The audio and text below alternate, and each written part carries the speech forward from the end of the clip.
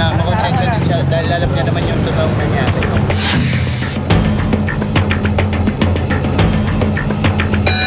Madaling araw nitong Lunes, June 13, nang itakbo sa Philippine Heart Center ang actor-director na si Ricky Rivero na nagtamo ng 17 saksak di umano sa kamay ng suspect na si Hans Ivan Ruiz, 22 anyos, taga May Kawayan, Bulacan. Hanggang sa himpilan ng pulisya ay todo tanggi pa rin ang suspect sa pananaksak.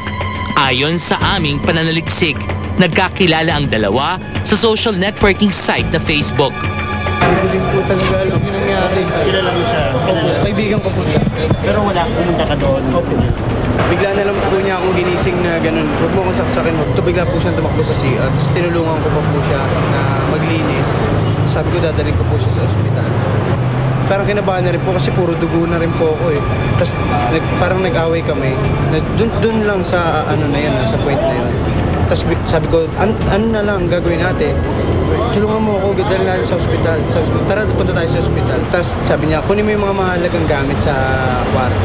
Bitbit ko na po yung gamit ni Direk. Susunod po ako sa ospital. Pina-identify ko positively kay Mr. Rivero yung suspect, si Ivan Ruiz. And he was pointed to as his assailant. Na-identify nga siya ni Direk na siya isubaksak. At the same time, yung mga gamit na nakuha sa suspect, na gamit ni Direk. Tagot na considered na case closed to. At na-recover namin sa kanya yung mga personal belongings, one backpack black. Ang laman po laptop, Asus with a charger, 2 pieces Griggs mini speaker, 1 bottle small weekend Burberry, 1 pair Springfield shoes, DB1 PHD pooled HD 1920 by 1080. Sony camera CyberShot 8.1 megapixels. 1 cellphone Nokia E71 black. 1 cellphone Nokia Violet. Maliit ho ang cellphone. Johnson's Baby Cologne. 1 knife ginamit sa panaksak kay Derek Ricky Rivero. Mas sinundan ng kasama ko. BPS o Baluyot. Sinundan siya ron sa labas. Nakita siya, binunot niya ang kutsilyo dito sa harap at inilagay na doon sa truck. Kinuha ko po siya nung bumalik po ako doon. Tapos naisip ko na parang ako mapagbibintangan po nito. For 2 months, nagpupunta sa bahay niya si Mr. Ruiz occasionally. So baka from there, he could have formulated a plot to do something wrong. Ayon pa sa investigasyon ng pulisya, nagkaroon ng mainitang pagtatalo sina Ricky at Hans. Humihingi umano ng pera ang suspect para sa isang kaanak, ngunit tumangging magbigay ang biktima. Sa ngayon, out of danger na raw si Ricky sa St. Luke's Hospital mula sa unang pinagdalhan sa sarili sa Philippine Heart Center. June 14, formal nang sinampahan ng kasong robbery with frustrated homicide and suspect. Samantala, ipinabot ng Ang Ladlad Party List sa pamamagitan ng kanilang bagong advisor na si Boy Abunda ang kanilang pagkabahala sa sinapit ni Rivero. Suportado po si Ricky. Paano, Gorgie, hindi pa namin alam. Hindi pa kami nabibigyan ng pagkakataon na makausap, pero narito po ang Ladlad para sumuporta at ang LGBT community kay Ricky Rivero. Kinukundina namin ang lahat ng uri ng violence. Violence against men, women, children, against LGBT people.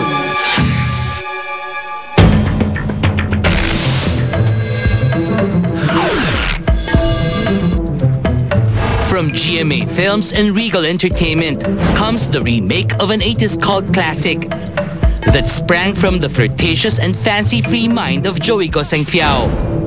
Featuring this generation's most promising breed of stars, Lovey Po, Solen Yusaf, Heart Evangelista, and Marian Rivera. Plus today's hottest hunks, Tom Rodriguez, Mikael Daez, and Aljura Brenica. Ang pelikulang 3 dekada niyong hinintay, Temptation Island. Prepare to be tempted on July 6. At ngayong hapon sa Star Talk TX, ang isa sa pinaka-kontrobersyal at pinaka-mapanuksong aktor ng Temptation Island, Aljura Brenica, live! At narito, mapanukso si Aljura Brenica. Teka, parang hindi naman totoo yun. Ha? Ibig sabihin flirt, no? Hindi naman. Hindi tayo. Anyway, ito na nga. Speaking of flirting, kasi the last time you were here, inamin mong yung closest yun ni Kylie Padilla, no? Ito ba hindi pa umaakyat sa next level since then? Ay, ganun pa rin. Kung ano yung nasabi ko noon, ganun pa rin kami ni Kylie. And hindi naman nawawala yung, kumbaga yung status namin, magkaibigan pa rin. And hindi pa rin nawawala yung communication and inaalagaan ko siya, kumbaga. Pero hindi ka Special gumagawa sa- ng paraan para iakyat sa susunod, the baitang. Wala pa po sa palagay ko, hindi pa po napapanahon para sa ganyang bagay. Bata pa kayo. Bata pa po kami. Okay. Sige, Loli. Punta naman tayo sa role mo sa Temptation Island. Ano ang mga magaganda mong eksena doon at sinong partner mo? Bali, ako po dito si Alfred, yung ginampanan po noon ni Mr. Alfie Anido. Anido. Pretty sexy yun.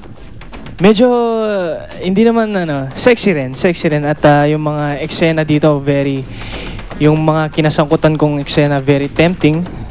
And kung paano mag-control ang isang, kumbaga, sorry sa word, virgin. Okay. Yan yung Sino ang makikita virgin nila yung mga doon? eksena dito. Ako. Supposedly siya. Ikaw? Supposedly ako. Sa pelikula lang yun. Yung babae, hindi. Si Heart ang ano dyan. Kaya, Pero kasi 5 yung babae dito. Sa tingin mo, kanino ka pwedeng ma-involve? Kung sakali. Kung wala kang involvement. Kailangan magbigay ka ng pangalan. At saka kung Isa wala lang. silang involvement. Kanino ka na-attract? Isa Sige lang. Isa lang. sa totoo lang, mahirap talaga pumili kasi lahat magaganda eh. Tsaka, Pero wow. kung sakali, sinong parang choice mo? Nakakabuwang nga pagkasama mo. Okay, kanino ka pinaka nabubuwang? Siyempre, sa partner ko, kay Miss Heart Evangelista. Ayun, si Heart Evangelista. Pero kayo bang pantayan ang ginawa ni Alfie Anido?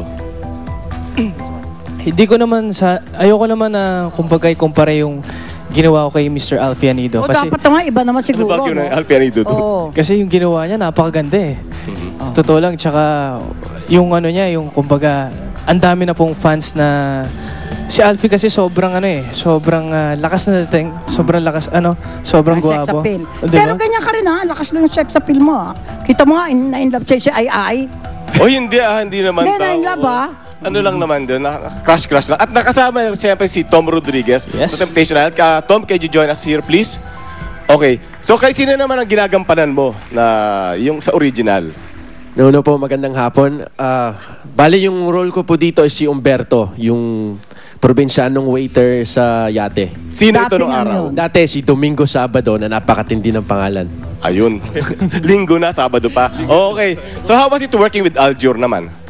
Siyempre, it was a lot of fun kasi bago lang ako dito sa Pilipinas, mga ilang taon pa lang. Wala ako masyadong kilala. Kami doon nagkakasundo kami, so masaya. Bakit saan ka ba galing?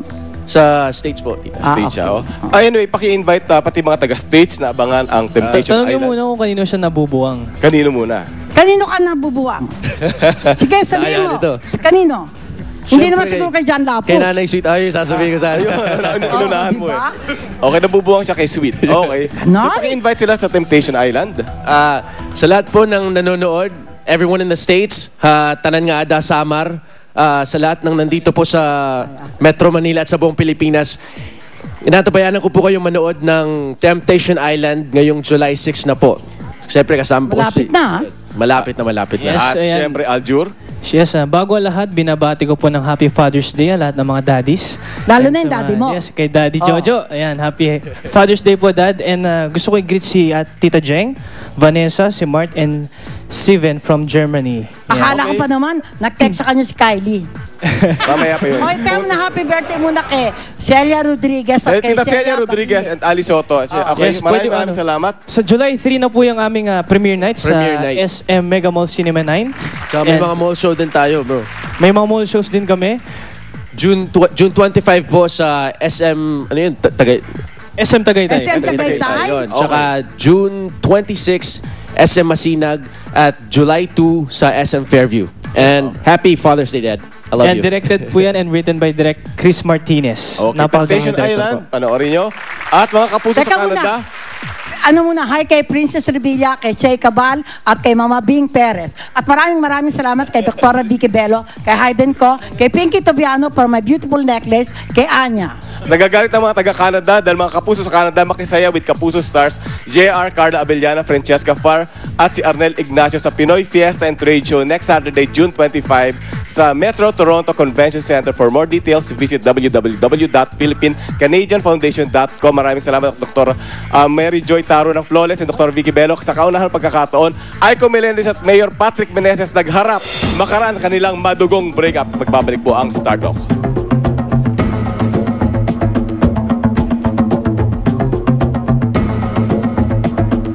Next na!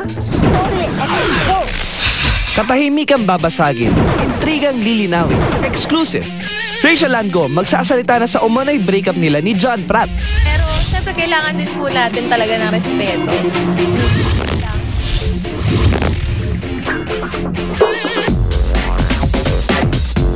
The long wait is over.